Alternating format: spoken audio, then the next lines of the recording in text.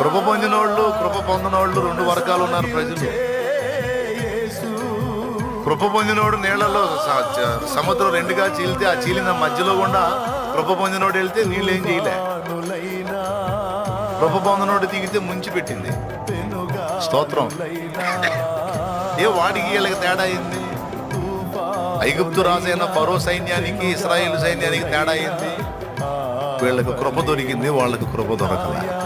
ఆ కృప ఏం చేసిందంటే జలరాశిని కూడా రెండుగా విభజించి వాళ్ళకు దారిచ్చింది కృప. ఆ కృప పొందిన ఐగుప్తీయులు నీళ్ళలోకి దిగినప్పుడు ఆ రెండు పాయలు తిరిగి కలుసుకొని వాళ్ళని జల సమాధి చేసి.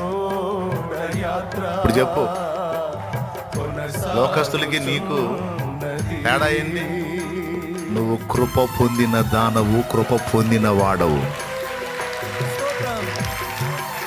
ఏం పొందావు నువ్వు?